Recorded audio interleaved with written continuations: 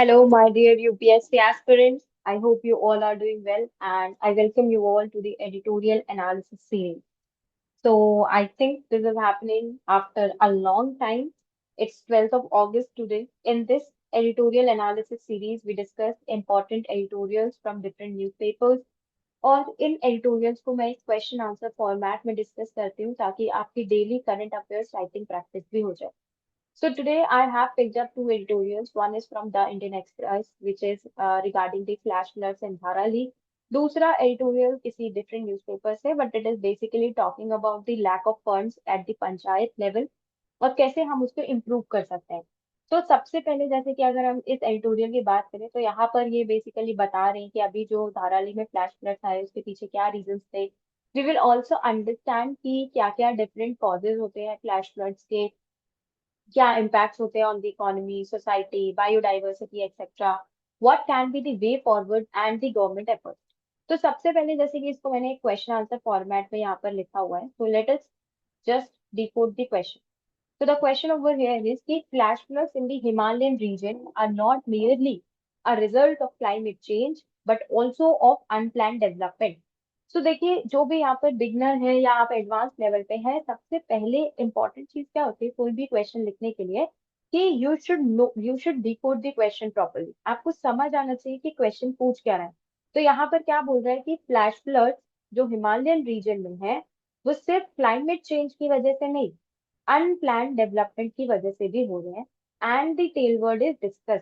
जब भी tell word discuss होता है तो ऐसे स्पेसिफिकली कुछ नहीं आपसे पूछा गया होता है. डिस्कस में आप डिफरेंट डायमेंशंस लिख सकते हो, जैसे कि आप रीजंस लिख सकते हो, आप इम्पैक्ट्स लिख सकते हो, आप चैलेंजेस लिख सकते हो. तो डिस्कस एक ओपन एंडेड वर्ड हो जाता है जिसके अंडर आपको जैसा सही लग रहा है आप वैसा लिख सकते हो. यहाँ पर अगर हम देखें तो कीवर्ड जो है वो है फ्लैश फ्लड. ठीक है. तो हम यहाँ पे स्टार्ट कैसे कर सकते हैं, या तो हम रीसेंट कॉन्टेक्स्ट की बात कर सकते हैं कि हिमालयाज में अभी फ्लैश फ्लड्स आए, या फिर हम फ्लैश फ्लड्स को डिफाइन कर सकते हैं, या फिर हम कोई डेटा दे सकते हैं. तो जैसे कि फ्लैश फ्लड्स क्या होते हैं, फ्लैश फ्लड्स सडन और एक्सट्रीम फ्लड्स होते हैं एकदम से, जो कि बहुत ही शॉर्ट टाइम में आ जाते हैं, जैसे कि generally less than 6 hours. Intense rainfall, rapid snowmelt, dam failure की वजह से ये होते हैं. पर्टिकुलरली बहुत ज्यादा डिवास्टेटिंग होते हैं माउंटेनियस टेरेन में, क्योंकि वहां पर ही जो ग्रेडियंट होता है वो बहुत ज्यादा स्टीप होता है, एकदम से पानी भर जाता है. रीसेंट कॉन्टेक्स्ट की अगर हम बात करें तो अभी जैसे कि उत्तराखंड, हिमाचल प्रदेश, यहाँ पे धाराली, हर्षिल, इन सब पे फ्लैश फ्लैश फ्लड्स आए हुए थे. आईएमडी ने बताया कि 20% एक्सेस रेनफॉल हुई उत्तराखंड में, जिसकी वजह से ये फ्लैश फ्लड्स आए. नाउ अनदर थिंग, क्योंकि ये एक डिस्कस टर्म था, ठीक है, लेकिन डिस्कस के पीछे अगर आप स्टेटमेंट देखोगे तो वो एक कॉजेज की ही बात कर रहे हैं. तो सबसे पहले जब आप कॉजेज बताएंगे तो आप इसको कॉजेज को आप डिवाइड कर सकते हैं कि नेचुरल कॉजेज और एंथ्रोपोजेनिक कॉज. जितना ज्यादा आप अपने आंसर को स्ट्रक्चर करेंगे उतना ज्यादा एग्जामिनर के लिए आसान रहेगा ये समझना कि आप क्या बोल रहे हो and what are you trying to write. तो यहाँ पर जैसे नेचुरल कॉजेज सबसे पहले तो यही होगा कि बहुत तेज बारिश हो गई है, बहुत ज्यादा बारिश हो गई है, जिसकी वजह से एकदम से फ्लैश फ्लड आ गया. फिर एक और क्या हो सकता है, जैसे कि ग्लेशियर लेक आउटब्लस्ट फ्लड हो जाए, ठीक है, ग्लेशियर्स मेल्ट हो जाए एक्सेट्रा, तो उसकी वजह से भी एकदम से पानी भर जाए. फॉर एग्जाम्पल केदारनाथ में जो डिजास्टर हुआ था वो चोराबारी लेक बस्ट की वजह से हुआ था. तो यहाँ पर आप एक और चीज नोटिस करेंगे that whenever I am writing an argument I am writing an example to substantiate it. ये आप करते हो तो इससे और बेटर समझ आती है आपकी बात. फिर और नेचुरल कॉज ये भी होता है कि बहुत ज्यादा स्टीप स्लोप है, जियोलॉजी फ्रेजाइल है, यंग फोल्ड माउंटेन्स है, तो रीजन ज्यादा प्रोन रहता है लैंडस्लाइड्स और इरोजन से. एंथ्रोपोजेनिक कॉजेज में मेनली यही है अनप्लान्ड और इनडिस्क्रिमिनेट कंस्ट्रक्शन, जैसे कि चार धाम प्रोजेक्ट एक्सेट्रा. काफी ज्यादा आप देखोगे केदारनाथ जो है कमर्शलाइज हो गया है, hotels, guest house, Uttarakhand, Himachal Pradesh, इन सब में कंसीडरिंग कि उस एरिया की टोपोग्राफी कैसी है, वहां पर इतना ज्यादा कंस्ट्रक्शन और पूरे मेजर्स ना लेते हुए ये थोड़ा सा फिर उस रीजन को वल्नरेबल बना देता है टू फ्लैश फ्लड्स एक्सेट्रा. यहाँ पर जैसे कि अगर हम देखें तो अलकनंदा और भागीरथी में कंस्ट्रक्शन जो है वो नेचुरल ड्रेनेज को ब्लॉक कर रहे हैं.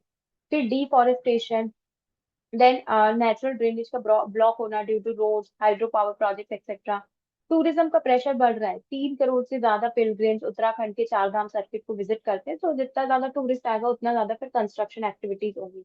Then hydro power project etcetera, इन सब की वजह से भी जो टेरेन होता है वो डिस्टेबलाइज हो जाता है, और उससे ज्यादा और हमारी वल्नरेबिलिटी बढ़ जाती है टू फ्लड्स।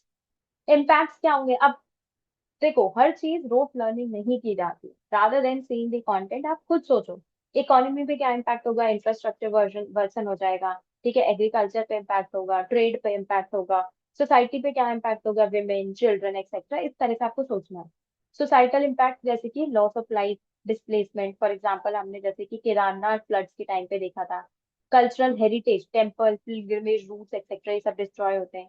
इंफ्रास्ट्रक्चर डैमेज होता है, टूरिज्म लॉस होता है, इकोसिस्टम डिसरप्ट हो जाता है due to siltation of rivers, biodiversity को थ्रेट होता है। Now what are the government's initiative? Government ने क्या किया इसमें? तो जैसे कि हमारे पास डिफरेंट बॉडीज है, हमारे पास डिजास्टर मैनेजमेंट एक्ट है, जिसके अंदर हमने एनडीएमए, एसडीएमए, एनडीआरएफ, एसडीआरएफ ये सब बनाया है।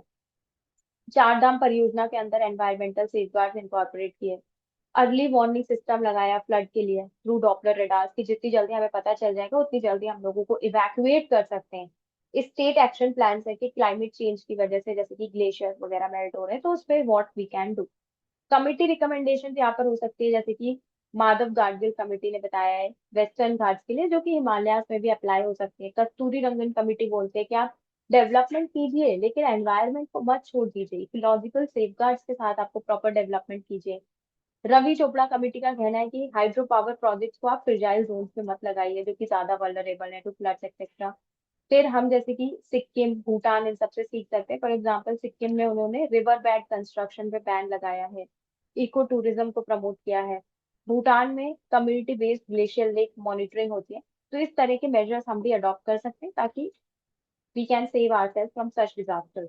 Strict zoning etcetera, landslide, flood hazard mapping करना पूरे की कहाँ कहाँ पे आ सकते हैं, तो वहां पर आप प्रॉपर जैसे रिटेंशन वॉल्स लगे लगा के आप कंस्ट्रक्शन कर सकते हो।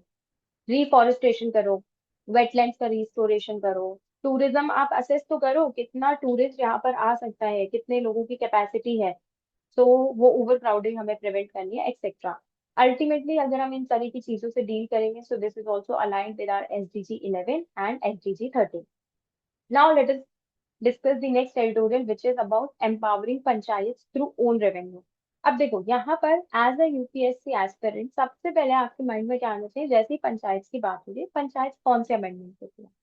So it came through 73rd amendment, ठीक है। अब आपको पूरा अपने माइंड में ना, अगर आपकी पॉलिटी कंप्लीट हो गई, एक माइंड मैप आना चाहिए कि कौन कौन सी बॉडीज होती है, क्या क्या फंक्शंस होते हैं पंचायत के एक्सेट्रा।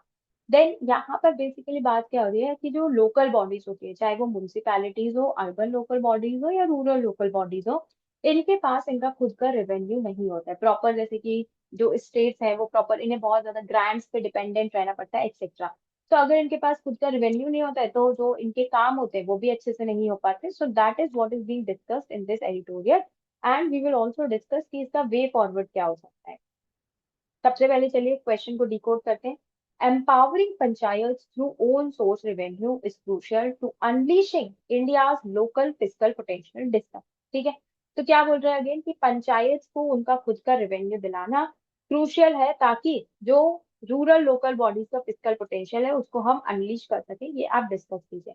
डिस्कस का मीनिंग आपको मैंने बता दिया। तो इंट्रोडक्शन में आप क्या लिख सकते हैं? जैसे कि आप बता सकते हो कि पंचायत कैसे इंट्रोड्यूस हुए, क्या होते हैं, या फिर आप यहाँ पे जैसे कि गांधी जी का एक कॉन्सेप्ट है oceanic circle of power, which is about decentralisation, तो आप ये भी लिख सकते हो। या फिर आप ये बता सकते हो कि जो रूरल लोकल बॉडीज, इसका कॉन्सेप्ट हमारे यहाँ एंशियंट टाइम से है, ओके, बुद्धिस्ट टाइम से हमारे यहाँ ये है। तो इस तरह से कुछ आप इसको इंट्रोड्यूस कर सकते हैं। नेक्स्ट लेट अस डिस्कस कि अगर ये बात चल रही है तो मतलब कुछ तो इश्यूज होंगे, तो क्या चैलेंजेस है? तो हाईली जो पंचायत हैं वो स्टेट या सेंटर पे ग्रांट्स के लिए डिपेंडेंट रहती हैं, जिससे उनकी फ्लेक्सिबिलिटी लिमिट होती है। उनके खुद के सोर्सेज ऑफ रेवेन्यू इतने ज्यादा नहीं है। फॉर एग्जांपल जैसे कि तमिलनाडु जो है वो थर्ड है इंडिया डिवोल्यूशन इंडेक्स में विद प्रॉपर्टी। तो तमिलनाडु की जो पंचायत है वो एक बेस्ट केस स्टडी है, वहां पर काफी अच्छे से डिवोल्यूशन हो रहा है। But rest of the panchayat के पास इतना ज्यादा नहीं है उनके खुद का revenue. Tax system properly collect नहीं कर पाते, जो भी उनके पास अथॉरिटी होती है टैक्स वगैरह कलेक्ट करने की, उतना भी प्रॉपर्टी डेटाबेस नहीं है एक्सेट्रा, तो कलेक्ट ही नहीं कर पाते हैं। पर्सनल इतने ट्रेंड नहीं है अकाउंटिंग बजटिंग, तो रेवेन्यू वो लोग मोबिलाइज ही नहीं कर पाते हैं। बिहेवियरल इश्यूज है, जैसे कि लोग इतने विलिंग नहीं है टू पे टैक्सेस ड्यू टू, क्योंकि क्या होता है जैसे कि like my tax was also being deducted, currently. So I was like कि what are the services that I am getting? तो ये कई बार जैसे कि आ जाती है ये चीजें। देन जैसे कि केस स्टडी और बेस्ट प्रैक्टिसेस में हम देख सकते हैं, फॉर एग्जांपल तमिलनाडु में वहां पर professional tax, water charges etcetera, ये बहुत ज्यादा कंट्रीब्यूट करते हैं towards the own source revenue of panchayat. उन्होंने जैसे कि डिफरेंशियल ट्रेड लाइसेंसिंग इंट्रोड्यूस किया, ई गवर्नेंस को इंटीग्रेट किया, ताकि प्रॉपर रिकॉर्ड्स रहे, लीकेजेस कम हो और प्रॉपर टैक्स कलेक्शन हो पाए। फिर गुजरात में भी उन्होंने एक डिजिटल अप्रोच अपनाई, जैसे कि digital land property tax database etcetera, जिसकी वजह से वो लोग खुद का ओन सोर्स रेवेन्यू उनका बढ़ भी गया। अगर आप देखोगे अप्रोक्सीमेटली 200 करोड़ से उनका 600 करोड़ पहुंच गया। तो यस, हम भी इसको इम्प्लीमेंट कर सकते हैं। फिर कुछ इंस्टीट्यूशनल स्ट्रक्चरल इश्यूज हैं, जैसे कि आउटडेटेड फ्रेमवर्क हैं। बेसिकली बात यही है कि एक तो उन्हें डिपेंडेंसी भी है उनकी, और साथ में क्या हो रहा है कि उन वो जो खुद उनके पास कुछ पावर है टैक्स कलेक्ट करने की, वो कलेक्ट नहीं कर पा रहे, क्योंकि proper accounting, tax record, training etcetera ये सब नहीं है। नाउ स्ट्रैटेजी क्या होगी? तो एक तो हम क्या कर सकते हैं कि रूरल एंटरप्राइजेस, जो भी उस एरिया का नीश है, इसको हम प्रमोट कर सकते हैं, ताकि इनकम सोर्स को आप डाइवर्सिफाई कीजिए। सिर्फ प्रॉपर्टी टैक्स पर आप क्यों डिपेंडेंट है? देन दूसरी चीज, जैसे हमने पढ़ी कि जो वहाँ का स्टाफ है उनको प्रॉपरली आता नहीं है कैसे अकाउंटिंग करनी है, बजटिंग करनी है, तो वो हम उनको सिखा सकते हैं, डिजिटल टूल्स के बारे में सिखा सकते हैं। इसके लिए जैसे कि we can also leverage the Rashtriya Gram Swaraj Abhiyan etcetera. Participatory budgeting, community को इन्वॉल्व करते हैं, सब लोग आके मिलके देखें कैसे बजट प्लान करना है, ट्रांसपेरेंसी बढ़ेगी इससे। टेक्नोलॉजी को इंटीग्रेट करें, जैसे कि गुजरात और तमिलनाडु में उन्होंने किया। लीगल रिफॉर्म्स, टैक्सेशन को आप स्टैंडर्डाइज कर दीजिए अक्रॉस स्टेट। पंचायत को एम्पावर करें कि वो कंटेस्ट स्पेसिफिक लॉज वगैरह बना सके। So this is some of the way forward. Public awareness campaign, जो पंचायत अच्छा परफॉर्म कर रही है उसको और क्या कहते हैं, परफॉर्मेंस लिंक्ड ग्रांट्स दे, उसको ज्यादा ग्रांट्स हम प्रोवाइड करें। अल्टीमेटली जैसे कि आप बोल सकते हो कि अगर हम पंचायत को एम्पावर करेंगे तो we can attain Gandhi's vision of Gram Swaraj etcetera. So this was all about today's editorial analysis. I hope आप सभी लोगों को ये वीडियो काफी हेल्पफुल लग रही होगी। Thank you for watching this.